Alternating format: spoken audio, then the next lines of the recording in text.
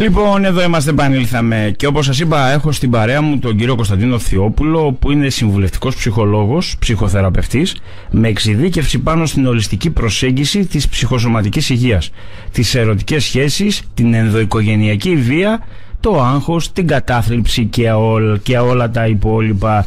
Κύριε Θειόπουλε, καλώς ήρθατε στο City 106,1, καλώς ήρθατε στην παρέα των ακροατών του City 106,1. Κύριε Θανάσανα, καλησπέρα. Ευχαριστώ πολύ για την πρόσκληση. Είναι ιδιαίτερη χαρά να μιλάμε μαζί, γιατί πάντα είστε κατατοπιστικότατος και πάντα είστε πιστικότατος σε αυτά τα οποία λέτε, διότι ο λόγος σας είναι πάρα πολύ απλός.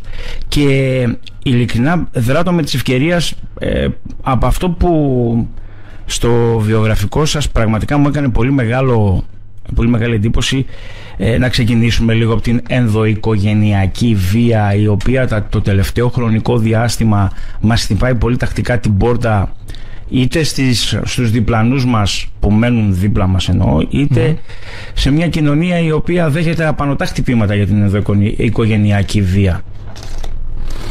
Ωραία, η ενδοοικογενειακή βία έχει άμεση σχέση με την ψυχοσωματική υγεία.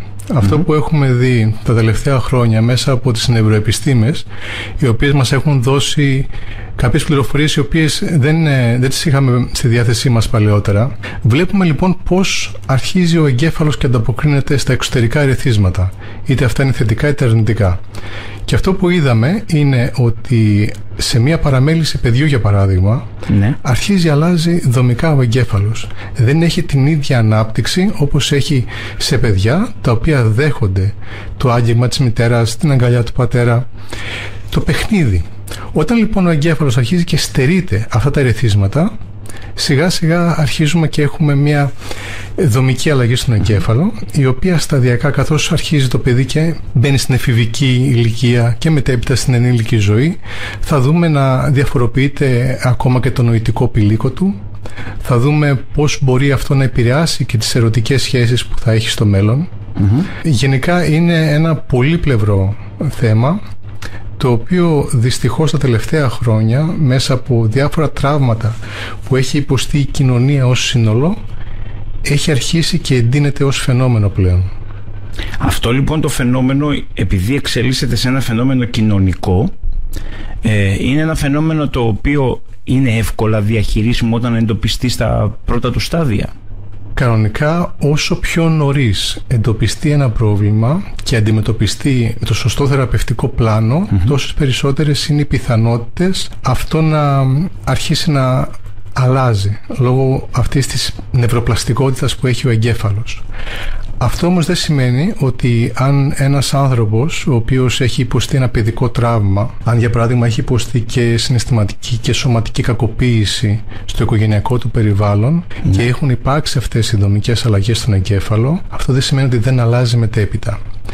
Αυτό που θα ήθελα να τονίσω σήμερα για το κομμάτι της ψυχοσωματικής υγείας είναι ότι είναι κάτι το οποίο είναι βιολογικό. Χρειάζεται να καταλάβουμε ότι όταν λέμε ότι κάποιος κάνει ψυχοθεραπεία, αλλάζει δομικά τον εγκέφαλό του. Δεν είναι απλά μία συζήτηση. Η συζήτηση αυτή επηρεάζει δισεκατομμύρια νευρώνες του εγκεφάλου. Οτιδήποτε σκεφτόμαστε, οτιδήποτε αισθανόμαστε είναι υλικό.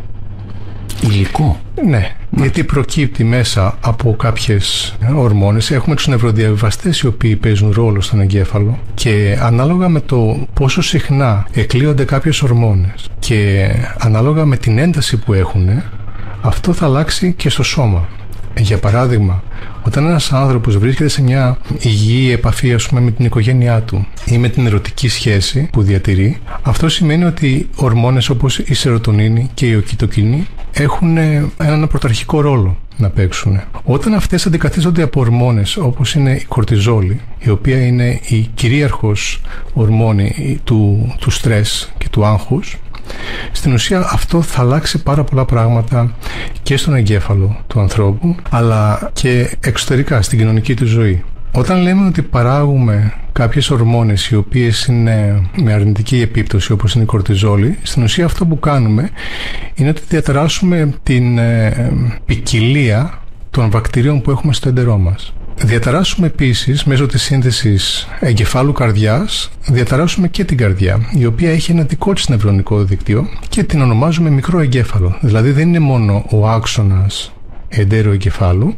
έτσι, και ο δεύτερος εγκέφαλος που λέμε ότι είναι το έντερο, είναι και η καρδιά η οποία παίζει ρόλο και είναι σε αμφίδρομη επικοινωνία με τον εγκέφαλο και γίνεται μια συνεχή ανταλλαγή πληροφοριών. Από εκεί και πέρα, όταν αυτά αρχίσουν και διαταράσσονται, στην ουσία βγαίνουμε από την ομοιόσταση, από την υγιή σχέση που έχουμε πρώτα απ' όλα με τον εαυτό μας και το σώμα μας, και μετά λέμε ότι αν υπάρχει κάποιο ψυχολογικό υπόβαθρο από πίσω, ο θεραπευόμενος χρειάζεται να μπει σε μια ψυχοθεραπεία η οποία θα διαρκέσει κάποιο διάστημα. Άρα πρέπει να ξεκινήσουμε για να έχουμε τα πρώτα αποτελέσματα από τη διαχείριση ουσιαστικά των τριών εγκεφάλων, σε μια ισορροπία. Ναι. Παίζουν πολλά πράγματα ρόλο στη διαδικασία αυτή. Το πνευμονογαστρικό νεύρο, ο άξονας υποθαλάμου, υπόφυσης επινεφριδίων, όλα αυτά επηρεάζονται, και αυτό που έχουμε καταφέρει να δούμε τα τελευταία χρόνια είναι ότι άνθρωποι οι οποίοι υποφέρουν από κατάθλιψη, από άγχος το οποίο είναι χρόνιο, έχουν αλλαγές και στις αιματολογικές τους τιμές. Δηλαδή βλέπουμε αλλαγές στα λευκά αιμοσφαίρια, βλέπουμε αλλαγές στην κατανομή εύρους των ερυθρών αιμοσφαιρίων, αλλαγές στους δείκτες φλεγμονής.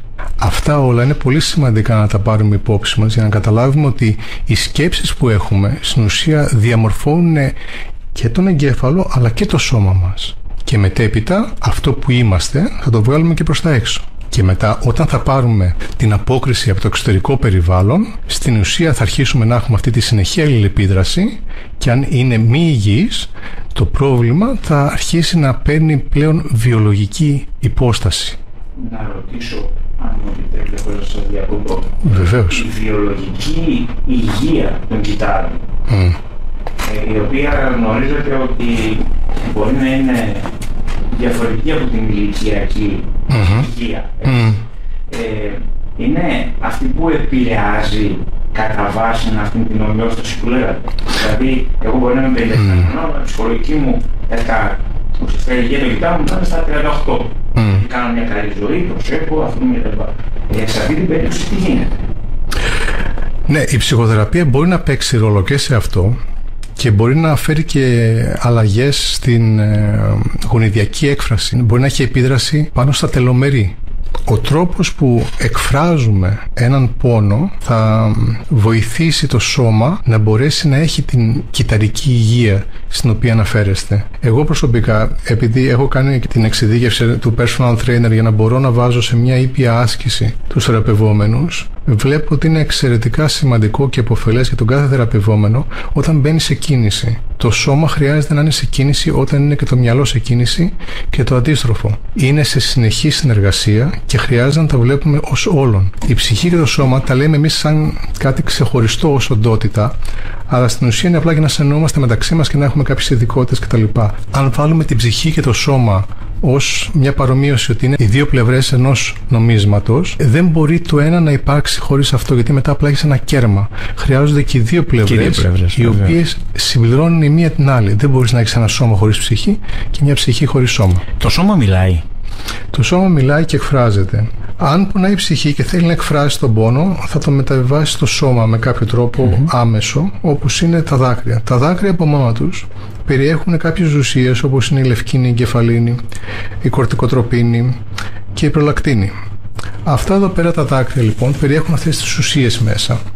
Όταν δεν τις πετάει έξω ο εγκέφαλος, στην ουσία μπορεί να δημιουργηθεί και μια κατάσταση που λέγεται υπερπρολακτινεμία, η οποία μπορεί να δημιουργήσει το πρόσφορο έδαφος για προκαρκινικές καταστάσεις.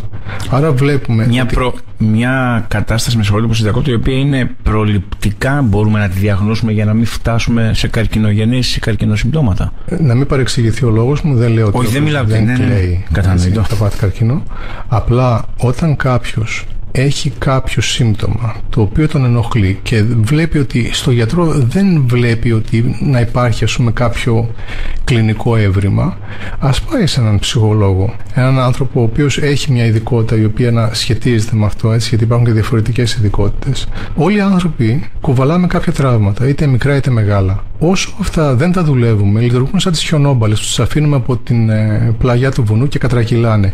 Αυτές αρχίζουν και μεγαλώνουν. Και λέει κάποιος ξαφνικά, άρχισα να παθαίνω κρίση πανικού. Τι έγινε? Το πιο πιθανό είναι να μην έγινε κάτι τώρα. Το πιο πιθανό είναι κάτι να προϋπήρχε. Και σταδιακά αυτό να γιγαντώθηκε και κάποια στιγμή έσκασε. Μάλιστα. Άρα, για να γίνει η πρόληψη που λέτε, κύριε Θανάσενα, θα χρειαστεί να υπάρχει το γνώση σε αυτόν, να υπάρχει η ενσυνειδητότητα, να υπάρχει η επαφή με τον εαυτό μας και να μην προσπαθούμε να κάνουμε αυτό που λένε κάποιοι New Age ψυχολόγοι, όλα καλά και χαμογέλα, η ζωή είναι ωραία. Ναι, εντάξει, η ζωή είναι ωραία, χαμογελάμε, αλλά χρειάζεται να βλέπουμε με έναν ρεαλιστικό τρόπο τα πράγματα, έτσι ώστε να είμαστε σε επαφή και με τον εαυτό μας και με την πραγματικότητα. Ναι, η θετική σκέψη βοηθάει, χρειάζεται, αισιοδοξία βέβαια, αλλά όταν ένας άνθρωπος μπαίνει σε μια διαδικασία να προσποιείται συνέχεια ότι όλα είναι καλά, στην ουσία βάζει κάτω το χαλί συνέχεια πράγματα τα οποία είναι είτε μικρά τραύματα είτε μεγάλα, αλλά στο τέλος θα δείτε ότι κανείς δεν μπορεί να περπατήσει αυτό το χαλί μετά από κάποιο διάστημα. Πιστεύετε ότι υπάρχει τρόπος κάποιος να παραδεχθεί με την εμπειρία σας ότι κινείται λάθος ή ότι χρειάζεται πρώτα ψυχολόγο και μετά έναν γιατρό? Δηλαδή, ας το πάρουμε αντίστροφα. Είναι κάτι το οποίο ο καθένας μας μπορεί να το σκεφτεί αυτή την εποχή. Όχι γιατί οι γιατροί δεν κάνουν, αλλά γιατί αισθανόμαστε ότι από μέσα μας βγαίνει αυτό το πρόβλημα. Δεν είναι δηλαδή ένας κάλος, ας πούμε, στο πόδι ο οποίος είναι γηγενής. Είναι όμως ένα ουφ το οποίο έχει αριθμίες, έχει ρυθμίες κτλ. Σε αυτή την περίπτωση μήπως πρέπει πρώτα να πάρουμε μία άποψη από έναν ψυχολόγο και μετά να πάμε σε έναν γιατρό να έχουμε και τις δύο απόψεις? Συμφωνώ για τις δύο γνώμες, διαφωνώ για τη σειρά. Εντάξει. Εγώ θα πρότεινα ως ειδικός πρώτα ο ασθενής να μεταβεί σε έναν γιατρό της ανάλογης ειδικότητας που έχει το πρόβλημα. Π.χ. αν έχει κάποιες εντερικές ενοχλήσεις, δεν θα πούμε ότι κατευθείαν έχει ευερέθηση στο έντερο λόγω του άγχους ή οτιδήποτε.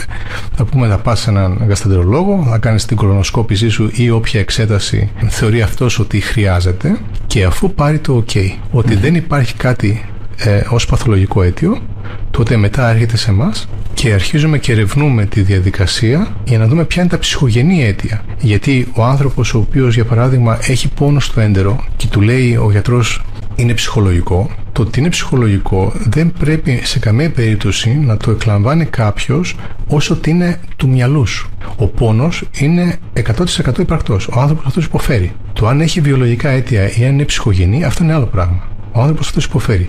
Άρα το πρωτόκολλο το οποίο εγώ προτείνω είναι πάντα να παίρνει ο ασθενής τη γνωμάτευση του ιατρού και την καθοδήγησή του αν και εφόσον υπάρχει κάποιο πρόβλημα και μετέπειτα να έρθει στον ψυχολόγο. Αν και εφόσον κάποιος έρθει σε μένα πρώτα με κάποιο τέτοιου είδους αίτιο, π.χ. έχει ταχυπαλμίες κτλ., θα πάει στον γιατρό του, θα κάνει τον υπέρηχο της καρδιάς του, όποια άλλη εξέταση του προτείνει, θα κάνει και τις αιματολογικές του και μετέπειτα μπορούμε να πούμε, αφού είναι όλα OK, ότι αυτό έχει να κάνει με κάποιο ψυχογενές αίτιο και να δούμε από πού ξεκινάει όλο αυτό. Υπάρχει πιθανότητα οι ασθένειες, οι περισσότερες ασθένειες να είναι πρώτα ψυχολογικές και μετά παθολογικές? Και στην κατάθλιψη και σε αγχώδεις διαταραχές αυτό που βλέπουμε είναι ότι υπάρχει μια προσπάθεια του θεραπευόμενου να φτάσει σε μια κατάσταση ομοιόστασης. Πολλές φορές άτομα τα οποία υποφέρουν από κατάθλιψη προσπαθούν να αυξήσουν κάποιες ορμόνες οι οποίες θα τους κάνουν να νιώσουν καλύτερα έστω και πρόσχερα. Για παράδειγμα η ντοπαμίνη, η σερωτονίνη, και θα καταφύγουν ίσως σε υπερφαγικά επεισόδια, κάτι το οποίο αναφέρατε και πιο πριν. Αυτή η διαδικασία, για παράδειγμα της κατάχρησης της ζάχαρης, του λίπους, των υδατανθράκων, φαίνει μια σχετικά άμεση επίδραση στον εγκέφαλο. Αλλάζει εκείνη τη στιγμή, για λίγο τουλάχιστον, η ψυχολογία του ασθενή, αλλά μετέπειτα το comeback είναι ακόμα πιο έντονο. Δηλαδή όταν φεύγει αυτή η ουσία από τον εγκέφαλο και αρχίζει και προσγειώνεται πλέον στην πραγματικότητα. Εκεί αρχίζει και γίνεται μια κατάσταση πιο αιμονική με το φαγητό. Αρχίζει, αλλάζει η σχέση και αρχίζει, αλλάζει και η ποιότητα και η ποσότητα. Δηλαδή ένας άνθρωπος ο οποίος αντλεί ευχαρίστηση από το φαγητό δεν θα σταματήσει. Δηλαδή δημιουργείται αυτό που λέμε μια σχέση αρνητικής ενίσχυσης. Αρνητικής ενίσχυσης. Ναι, συνεχίζει και τρώει όλο και περισσότερο και όλο και πιο ανθυγιεινά, διότι αυτά αρχίζουν και έχουν μια επίδραση στις ορμόνες που προκαλούν ευχαρίστηση έστω και πρόσχερη στον εγκέφαλο. Σε αυτή την περίπτωση και γενικότερα στις περιπτώσεις καταθλιπτικών ή αν θέλετε μανιοκαταθλιπτικών, γενικότερα όλα αυτά μετά μεταφέρονται στα κύτταρα. Και ουσιαστικά πόσο εύκολο είναι να ξεριζώσεις ένα κύτταρο όταν είναι άρρωστο με μια τέτοια περίπτωση. Δεν θα έμενα τόσο πολύ στην διαταραχή, γιατί υπάρχουν τόσο κοινά στοιχεία μεταξύ των διαταραχών που πραγματικά αξίζει να το κάνουμε λίγο πιο γενικό το πλαίσιο. Το κύτταρο αν αλλάζουν τα νευρικά κύτταρα στον εγκέφαλο. Αλλάζει ο τρόπος με τον οποίο είναι συνδεταγμένα οι συνδέσεις που κάνουμε από την βρεφική ηλικία, βασικά και την προγενετική ακόμα περίοδο, 30η εβδομάδα και μετά νομίζω είναι, ο τρόπος που δημιουργούνται οι συνάψεις έχει να κάνει με τον τρόπο που είμαστε σε επαφή με το περιβάλλον. Εκεί λοιπόν θα φανεί, καθώς αντιδρούμε με το περιβάλλον, αν κάποια γονίδια τα οποία έχουμε πάρει, π.χ. ο παππούς είχε διπολική διαταραχή, είχε κατάθλιψη κλπ. Θα δούμε αν θα εκφραστούν ή όχι. Το ότι κάποιος μπορεί να φέρει γονιδιακά την πιθανότητα να εκφράσει μια διαταραχή δεν σημαίνει ότι θα την εκφράσει κιόλας. Αν το περιβάλλον είναι τέτοιο το οποίο μπορεί να ενεργήσει θεραπευτικά και να μεγαλώσει με υγιή πρότυπα, δεν θα έχει ούτε ψυχοσωματικά συμπτώματα εκείνη την περίοδο ή μετέπειτα, ούτε θα έχει μη υγιείς σχέσεις και θα μπορεί να απολαύσει τη ζωή του κανονικά. Αλλιώς θα χρειαστεί να μπει στην ψυχοθεραπεία για να αλλάξει δηλαδή τον τρόπο που είναι συνδεδεμένοι οι νευρώνες του. Αυτό γίνεται, όπως είπαμε και πριν, λόγω της νευροπλαστικότητας που έχει ο εγκέφαλος. Όσο πιο νέος είναι κάποιος ο οποίος παρουσιάζει ένα πρόβλημα, τόσο πιο εύκολα μπορεί να αλλάξει, αλλά αυτό δεν σημαίνει ότι αν μεγαλώσει, ότι είναι κάτι απίθανο. Παλαιότερα πιστεύαν ότι ο άνθρωπος δεν αλλάζει, μεγάλωσε. Σκεφτείτε ότι ένας άνθρωπος ο οποίος είναι 80 ετών είναι λίγο δυσκολότερο να αλλάξει από έναν άνθρωπο ο οποίος είναι 15. Γιατί οι αντιλήψεις πλέον είναι πιο πετρωμένες. Δηλαδή, οι συναπτικές διαδρομές που έχει φτιάξει, το νευρολογικό δίκτυο που έχει φτιάξει, είναι σαν μπετό πλέον. Δύσκολα αλλάζει. Πώς μπορούμε να έρθουμε σε επαφή με τον εαυτό μας? Πώς μπορούμε να δούμε τον εαυτό μας μέσα από τη βοήθειά σας και μέσα από τη δικιά μας προσπάθεια? Για αρχή, εγώ αυτό που θα πρότεινα είναι ο καθένας ο οποίος νιώθει έστω και λίγο την ανάγκη να δουλέψει με το συναισθηματικό του κομμάτι, να επισκεφτεί κάποιον ψυχολόγο, ψυχοθεραπευτή και να αρχίζει να δουλεύει κάποια κομμάτια τα οποία ίσως να μην του είναι πολύ φανερά ότι υπάρχει κάποιο πρόβλημα. Μπορεί να μην υπάρχει κάτι το οποίο να είναι πολύ κρίσιμο ή να φέρει φοβερά προβλήματα στη ζωή, στο εδώ και τώρα, αλλά μπορεί να είναι κάτι το οποίο να το έχει αντιμετωπίσει με έναν διαφορετικό τρόπο. Για παράδειγμα, ένας άνθρωπος ο οποίος έχει άγχος μπορεί να έχει ονειχοφαγία, μπορεί να έχει περιφωτολομανία. Μπορεί δηλαδή με κάποιον τρόπο μη υγιή να εκφράζει το άγχος του και μετά να λέει μου έφυγε, δεν το νιώθω. Ναι, αλλά έχεις πρόβλημα με τα νύχια, με τα μαλλιά και μετέπειτα δεν ξέρεις πώς μπορεί να εξελιχθεί αυτό. Και ως συνήθως υπάρχει συνοσυρότητα μεταξύ κάποιων διαταραχών, όπως είναι οι αγχώδεις διαταραχές, η κατάθλιψη, η κρίση πανικού. Όλα αυτά ως συνήθως τείνουν είτε λίγο είτε πολύ να έχουν κομμάτια και από δύο διαταραχές δηλαδή μαζί. Κατάλαβα. Άρα είναι άρτια συνδεδεμένο το συναίσθημά μας με την ψυχοσωματική μας υγεία και με την ψυχοσωματική μας καθημερινότητα, από ό,τι καταλαβαίνω. Και είναι τόσο συνδεδεμένο που δεν μπορεί να υπάρξει το ένα χωρίς το άλλο. Δηλαδή, οτιδήποτε συμβαίνει έξω προκαλεί κάποιο συναίσθημα και οτιδήποτε συμβαίνει μέσα μας, με κάποιο τρόπο το εκφράζουμε. Είμαστε σε διαρκή επαφή και αλληλεπίδραση με το περιβάλλον, με το πεδίο, και ο τρόπος που έχουμε μάθει να σχετιζόμαστε με αυτό από τραύματα που έχουμε είτε στην παιδική ηλικία είτε και μετέπειτα, γιατί και μετέπειτα μπορούμε να έχουμε τραύματα ως άνθρωποι. είτε από έναν βαρύ χωρισμό, είτε από μια κακοποίηση που μπορεί να υποστήριξουν μια γυναίκα μετέπειτα στη ζωή. Και ένας άντρας. Και ένας άντρας. Αυτό είναι ένα πολύ ωραίο θέμα το οποίο θα χρειαστεί να το θίξουμε κάποια στιγμή. Θα είναι βέβαιο ότι θα ξανάρθετε. Απλά θα θίξουμε θέματα τα οποία δεν θίγονται εύκολα στο ραδιόφωνο, γιατί πάρα πολύ απλά υπάρχουν στεγανά. Όχι από τα ραδιόφωνα, από τους ψυχολόγους που δεν θέλουν να μιλήσουν για κάτι διαφορετικό, σαν αυτό που λέτε εσείς. Δηλαδή, η ψυχοσωματική υγεία είναι κάτι που νομίζω ότι μιλάει σε όλους μας. Είμαστε ψυχοσωματικά όντα. Δεν θα βάλουμε μέσα το κομμάτι του πνεύματος, γιατί θα αρχίσει να γίνεται πιο περίπλοκο αν αναπτύξουμε και το θρησκευτικό πλαίσιο, το οποίο και αυτό έχει, ας πούμε, κάποιο αγωνιδιακό υπόβαθρο, το πνευματικό πλαίσιο, να το πω πιο ορθά. Αλλά θα μείνουμε στο κομμάτι της ψυχής και του σώματος. Είμαστε αυτό το κομμάτι και ο τρόπος που αλληλοπιδρούμε είναι μέσα από τα επίπεδα της ψυχοσωματικής υγείας μας. Όσο πιο υγιείς είμαστε, τόσο πιο υγιείς είναι και οι σχέσεις που έχουμε μεταξύ μας. Αλλά χρειάζεται να βγούμε από τις παγίδες της γνωστικής σας συμφωνίας και να μπορούμε να είμαστε έτοιμοι να αποδεχτούμε κομμάτια τα οποία μέσα μας μπορεί να προκαλέσουν κάποιες δυσλειτουργίες. Ένας άνθρωπος, για παράδειγμα, ο οποίος είναι μανιακός καπνιστής, κάποιος λόγος υπάρχει που καπνίζει. Δεν είναι και το πιο εύκολο πράγμα να βάζεις καπνό μέσα σου. Το θέμα είναι τι αφήνει πίσω. Όταν αρχίζουν και διηγείρονται η νοικοτηνική υποδοχή στον εγκέφαλο, όταν υπάρχει μια πρόσκαιρη χαλάρωση, αρχίζει και επικρατεί μετά ο εθισμός. Ωραία, κάποιος καπνίζει. Γιατί καπνίζει όμως? Γιατί έχει υπερφαγικά επεισόδια? Γιατί είναι εθισμένος στη ζάχαρη? Γιατί? Ωραία. Ξέρουμε ότι ναι, αυξάνονται οι ενδορφίνες, αυξάνεται η σερωτονίνη, διηγείρονται ενδοκαναβοειδείς υποδοχής ανάλογα με το τι παίρνει κάποιος. Ναι, γιατί όμως? Αυτό είναι που πρέπει να αναρωτηθούμε. Υπάρχει κάτι άρα το οποίο μας προκαλεί κάποιο άγχος, το οποίο είναι ικανό και έχει φτάσει σε επίπεδο έτσι ώστε να ελέγχει τον τρόπο που κινούμαστε στην καθημερινότητά μας. Μάλιστα. Ένας άνθρωπος ο οποίος είναι σε τέτοια διαδικασία, αργά ή γρήγορα θα έχει πρόβλημα με την ερωτική του σχέση. Εκτός αν είναι και οι δύο στο κομμάτι αυτό μέσα μαζί. Παράλληλα. Να ρωτήσω, ο εγκέφαλος, με ρωτούν οι αγοραδές του City, ο εγκέφαλος μπορεί να κάνει επανεκκίνηση και να επαναφέρει την ισορροπία την οποία χρειάζεται?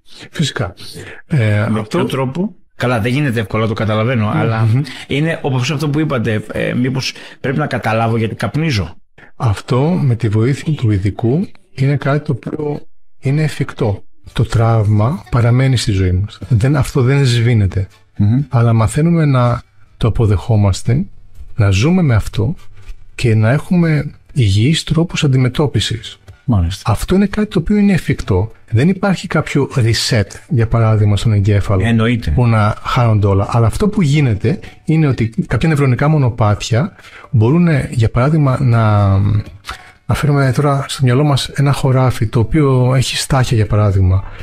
Όταν το περπατάμε, στην ουσία λυγίζουμε κάποια από αυτά. Όσο το περπατάμε περισσότερο, δημιουργείται δρόμος. Είναι πιο ισχυρός. Άμα σταματήσουμε να το περπατάμε αυτό το χωράφι, σιγά σιγά βλέπουμε ότι αυτά που μεγαλώνουν τα στάχια το κάνουν απόστανε. Το λέω λίγο απλοϊκά, αλλά να μας μείνει σαν πληροφορία. Κάπως έτσι είναι και οι νευρονικές οδοί. Όσο πιο πολύ κάνουμε μια διαδικασία ή επαναλαμβάνουμε έναν εθισμό, μια συμπεριφορά, τόσο πιο εύκολο είναι μετά να την κάνουμε ξανά και ξανά και ξανά. Όταν σταματάμε να την κάνουμε μέσω της ψυχοθεραπείας, ειδικά άμα είναι μια συμπεριφορά η οποία προκαλεί πρόβλημα, τότε στην ουσία μπορούμε μέσω της πλαστικότητας του εγκεφάλου να φτιάξουμε νέες οδούς.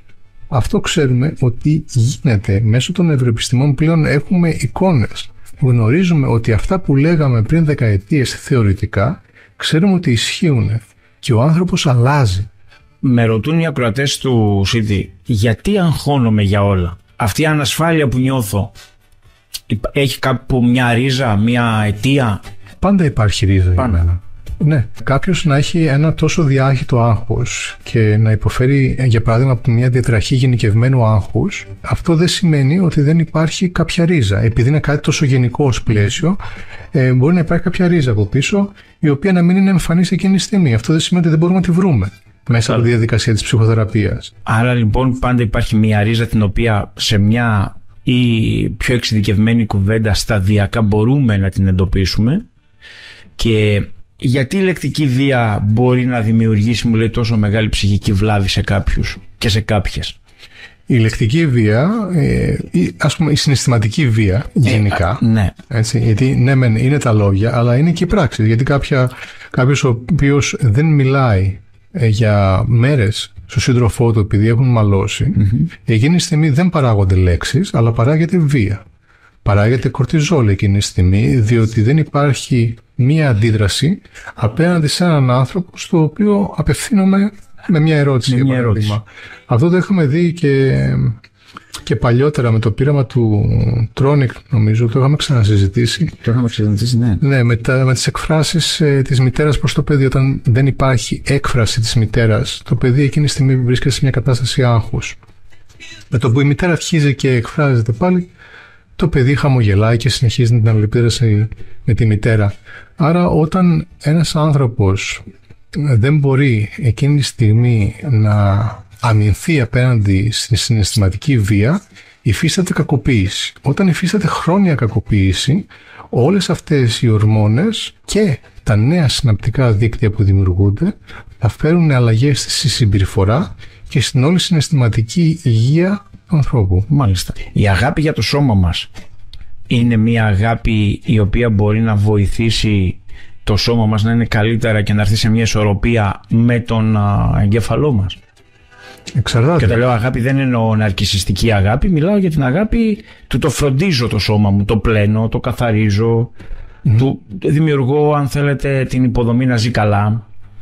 Σε αυτή την περίπτωση δημιουργώ την υποδομή να είμαι ψυχολογικά καλύτερα την επαύριο. Οποτεδήποτε είμαστε σε ισορροπία με τον εαυτό μας, είτε λέγεται το συναίσθημά μας, είτε λέγεται το σώμα μας, πάντα είναι κάτι θετικό. Εκτός βέβαια αν αρχίζουμε και έχουμε κάποια διαφορετική αντίληψη για το τι είναι υγιές και τι όχι. Μάλιστα. Θα πω ένα προσωπικό παράδειγμα, έτσι ώστε να μην υπάρχει παρεξήγηση. Σε μια περίοδο της ζωής μου υπήρξα αρκετά περισσότερα κιλά από ό,τι είμαι τώρα, δηλαδή μιλάμε για 30 κιλά έξτρα. Αν εγώ εκείνη την περίοδο που στην ουσία υπέφερα σωματικά και είχα και διάφορα προβλήματα υγείας για το διάστημα, έλεγα ότι εγώ αγαπώ τον εαυτό μου και με αποδέχομαι όπως είμαι, θα παρέμενα έτσι. Άρα δεν θα ήθελα να μείνουμε απλά στο αν καθαρίζω το σώμα μου, είναι στο αν το καθαρίζω εσωτερικά. Αν προσέχω το τι βάζω μέσα στο σώμα μου, αν καθαρίζει το σώμα μου και αν κάνω κάποιες παρασπονδίες, τι μπορώ να κάνω μετέπειτα για να μπορέσω να το φέρω πάλι σε μια ισορροπία. Δηλαδή δεν λέμε να είμαστε αποστηρωμένοι, θα φάμε και την πίτσα μας, θα πιούμε και την μπύρα μας, θα διασκεδάσουμε και θα ξενυχτήσουμε, αλλά αυτά χρειάζεται να είναι οι εξαιρέσεις. Δεν γίνεται να είναι η καθημερινότητά μας, γιατί μετά αρχίζουμε και ασθενούμε. Βέβαια. Και είναι η ασθένεια πολύ και σοβαρότατα εξελίξιμη μετά. Με ρωτούν οι ακροατές, οι αντοχές που έχει ο εγκεφαλός μας, όσο εμείς τον ζορίζουμε, αυτός αντέχει ή όταν κλατάρει το σώμα κλατάρει και ο εγκέφαλος? Θα πω ότι πάλι είναι άρρηκτα συνδεδεμένα. Ο εγκέφαλος έχει εξαιρετικές δυνατότητες, δηλαδή έχουμε δει ότι μπορεί να λείπει και ένα κομμάτι από το αριστερό ημισφαίριο για παράδειγμα και σταδιακά μέσω της πλαστικότητας του εγκεφάλου να αρχίσουν να δημιουργούνται παραπλήσιες δομές οι οποίες να συμπληρώνουν κάποιες λειτουργίες που έκανε παλιότερα. Αυτό δεν σημαίνει όμως ότι οι δυνατότητες του είναι άπειρες, είναι πεπερασμένες και όταν φτάσουμε σε ένα σημείο το οποίο κρασάρει ο οργανισμός, δηλαδή έχει το burnout, έχει την εξουθένωση, είτε είναι εργασιακή είτε και συναισθηματική, τότε εκεί πέρα τα πράγματα αρχίζουν και δυσκολεύουν. Γι' αυτό χρειάζεται μια μικρή παύση πιο πριν και αναζήτηση βοήθειας από ειδικό. Δηλαδή όταν έχω μια ασθένεια, τις λεγόμενες δύσκολες ασθένειες, και ενώ την παλεύω την ασθένεια και ενώ μπορώ να είμαι πάνω από την ασθένεια χωρίς να με νικά, αλλά παρόλα αυτά είναι σταθερά στο πίσω μέρος του εγκεφάλου μου και δεν μου επιτρέπει να σκέφτομαι όχι πιο αισιόδοξα, πιο λειτουργικά. Σε αυτή την περίπτωση σαφώς χρειάζεται η υπεύθυνη επικοινωνία με έναν ψυχολόγο και μια σίγουρα αρκετές συνεδρίες, όμως μόνοι μας μπορούμε να κάνουμε ένα τικ να πάμε ένα βήμα παραπάνω. Δηλαδή, κάποιος άνθρωπος έχει κλίνηση κατά πλάκας. Το γνωρίζει, όμως εργάζεται κανονικά, όμως πηγαίνει κανονικά στις ερωτικές του σχέσεις, τα κάνει όλα. Αλλά αυτό το σουκουπού, έτσι, είναι κολλημένο στο πίσω μέρος των ευρωδιαβιβαστών του. Τι κάνουμε σε αυτή την περίπτωση? Πετε μας ένα απλό τύπο, έτσι, αν θέλετε. Εγώ θα ήθελα να ρωτήσω για ποιο λόγο να μην αναζητήσει βοήθεια ένας άνθρωπος ο οποίος ξέρει ότι εκείνη τη στιγμή χρειάζεται βοήθεια. Εννοείται ότι θα ζητήσει βοήθεια. Ναι. Αλλά και μόνος του δεν πρέπει να προσπαθεί παράλληλα με τη βοήθεια. Βεβαίως. Όταν μπει σε μια διαδικασία ψυχοθεραπείας, χρειάζεται. Εγώ το λέω πάντα ότι η ψυχοθεραπεία μπορεί να είναι από 1 ώρα την εβδομάδα μέχρι και 2 ώρες, δηλαδή 2 συνεδρίες την εβδομάδα με διαφορά μερικών ημερών. Δεν μπορεί να είναι συνέχεια κάθε μέρα. Όταν θα φύγει ο θεραπευόμενος από την συνεδρία, καλό είναι να μην βγει έξω εκείνη τη στιγμή να πάει στο μπαράκι να διασκεδάσει. Ας μείνει λίγη ώρα να σκεφτεί με σκέψεις κτλ. Ναι. Να σημειώσει τι είναι αυτό που έμαθε, τι είναι αυτό που του έκανε κλικ. Μετέπειτα μπορεί σε λίγες μέρες να του δημιουργηθεί μια νέα ιδέα. Ας το σημειώσει. Γενικά, είναι σε μια διαδικασία, δηλαδή να έχει homework. Να έχει homework. Και πιστεύω ότι μετά από κάθε συνεδρία το homework είναι απαραίτητο, έτσι. Είναι απαραίτητο, εγώ το συνιστώ, το θεωρώ αναγκαίο, διότι σε αντίθεση με το τι μπορεί να πιστεύει οποιοδήποτε, η ψυχοθεραπεία δεν κάνει θαύματα σε 1 ώρα. Όχι βέβαια. Είναι εξαιρετικά βοηθητική, αλλά χρειάζεται χρόνο. Εγώ λέω πάντα στις συνεδρίες ότι το καλύτερο βιβλίο αυτοβοήθειας που μπορεί κάποιος να διαβάσει είναι αυτό που γράφει ο ίδιος στην διαδικασία της ψυχοθεραπείας που κάνει προσωπικά. Νομίζω ότι ο καλύτερος τίτλος είναι αυτός, η ψυχοθεραπεία μου, η ζωή μου, έτσι. Καταπληκτικό. Με ρωτούν το εξής. Υπάρχει πιθανότητα ένας άνθρωπος με τη βοήθεια πάντα των ειδικών ενός ψυχολόγου να αντιμετωπίσει αυτό που λέγεται φόβος? Φόβος γενικότερα, αλλά και ειδικότερα. Προσέξτε, η λέξη φόβος είναι γενική. Φοβάμαι εγώ, τα φώτα, ας πούμε, φοβάμαι τις άβρες. Έτσι. Αυτό, πώς ακριβώς γίνεται, πώς ακριβώς μπορώ εγώ να αντιμετωπίσω τη φοβία μου για τα φίδια? Όχι να πάω κόντρα στα φίδια ή να είμαι ανάμεσα σε δαίμονες, έτσι, αλλά υπάρχει σίγουρα κάποιος τρόπος. Ο φόβος είναι άρρηκτα συνδεδεμένος με το άγχος επίσης. Ναι. Ως επιτοπλίστων, ο φόβος έρχεται πρώτος και μετά, σαν αντίδραση, έρχεται το άγχος. Πρέπει να δούμε για αρχή αν αυτό που βιώνει κάποιος είναι στρες ή είναι άγχος. Τώρα υπάρχουν διάφορες ερμηνείες. Εγώ θα το πω ότι το στρες είναι αυτό το οποίο παράγεται μπροστά σε έναν υπαρκτό κίνδυνο, όπως τώρα με κυνηγάει ένα φίδι. Ναι. Είναι υπαρκτός κίνδυνος. Είναι υπαρκτός κίνδυνος. Αρχίζει εκείνη τη στιγμή το σώμα παράγει κορτιζόλη, αδρεναλίνη και αρχίζει βρίσκεται σε μια κατάσταση μάχης ή φυγής ή ακόμα και freeze, παγώματος. Αν όμως δεν είσαι σε μια κατάσταση που μπορεί να δεις φίδι, δηλαδή αν είσαι στην Τζιμισκή για παράδειγμα, οι πιθανότητες να σου χυμίξει φίδι είναι καμία. Τείνουν προς το 0. Έτσι. Άρα μιλάμε εκείνη τη στιγμή ότι υπάρχει ένα άγχος. Και ενώ το άγχος είναι φαντασιακό. Ναι. Παράγεται από έναν φόβο. Άρα μετά εξετάζουμε για ποιο λόγο υπάρχει αυτό το άγχος, αυτό το φαντασιακό κομμάτι και τι σύνδεση υπάρχει με το φίδι. Το φίδι τι αντιπροσωπεύει για τον καθέναν. Σωστά. Να θέσω ένα παράδειγμα που είχα πει και παλαιότερα σε μια ομιλία μου. Ένα παιδί το οποίο είχε αποκρίσει φοβία για τα άλογα, τελικά είχε φανεί ότι είχε βιαστεί από το θείο του, ο οποίος είχε μακριά μαύρα μαλλιά και φορούσε μαύρα γυαλιά. Άρα στην ουσία είχε κάνει προβολή της εικόνας του θείου στο άλογο, το οποίο είχε τη μαύρη χέτη και τις μαύρες παροπίδες και στην ουσία είχε αναπτύξει μια μεγάλη φοβία για τα άλογα. Μάλιστα. Για ένα διάστημα αυτές οι φοβίες και το άγχος μπορούν να είναι πολύ ευεργετικές, διότι προστατεύουν το παιδί. Μακροπρόθεσμα, το παιδί τον ενήλικα ανάλογα. Μακροπρόθεσμα όμως είναι δυσλειτουργικές και θα δημιουργήσουν διαφορετικού τύπου νευρώσεις μετέπειτα. Ωραία, να σας ευχαριστήσω θερμά και κλείνοντας να κάνουμε μια ευχή για την σεζόν που έχει μπει, για τα παιδιά στα σχολεία και γενικότερα σίγουρα θα τα ξαναπούμε στον αέρα του CD 106,1, αυτό είναι δεδομένο, γιατί βάλατε θεματάκια και οι ερωτήσεις είναι πάρα πολλές, αλλά ο χρόνος πάντα είναι λίγο στο ραδιόφωνο. Μια ευχή. Μια ευχή για τα παιδιά. Μια ευχή για τα παιδιά που ξεκίνησαν τώρα τα σχολεία. Να μπορούν να διασκεδάζουν με τα απλά πράγματα στη ζωή. Να κάνουν όνειρα. Να θέτουν στόχους και να έχουν όραμα. Για να είναι έξυπνα. Αλλιώς θα βρίσκονται σε διαρκή ύπνο. Βάλατε ακόμη ένα πικ ακόμα για την επόμενη κουβέντα μας. Και για όλους εμάς, τι θα συστήνατε έτσι αύριο ή σήμερα, ή κλείνοντας το μικρόφωνο, ή κλείνοντας την κουβέντα μας, ο καθένας από εμάς να εφαρμόσει? Στη ζωή μας η ανθρωπότητα γενικά έχει μάθει να κοιτάει έξω για ζωή. Εφευρίσκει δορυφόρους, τηλεσκόπια κτλ. Ενώ αυτό που χρειαζόμασταν πάντα είναι ο ψυχικός μεγενθητικός φακός. Να κοιτάξουμε μέσα μας, να ανακαλύψουμε τη ζωή που έχουμε μέσα μας. Γιατί στην ουσία, όταν είμαστε άνθρωποι οι οποίοι τριγυρνάμε συνέχεια από εδώ και από εκεί με ψυχικά τραύματα βαριά, δεν μπορούμε πραγματικά να ζήσουμε. Είμαστε η σκιά του εαυτού μας. Κωνσταντίνε, σε ευχαριστώ πάρα πολύ. Η συνέντευξη ήταν καταπληκτική. Σε ευχαριστώ κι εγώ. Και νομίζω ότι δώσαμε ένα στίγμα για το πώς κάποια πράγματα απλά, με τη βοήθεια ειδικών, όπως εσύ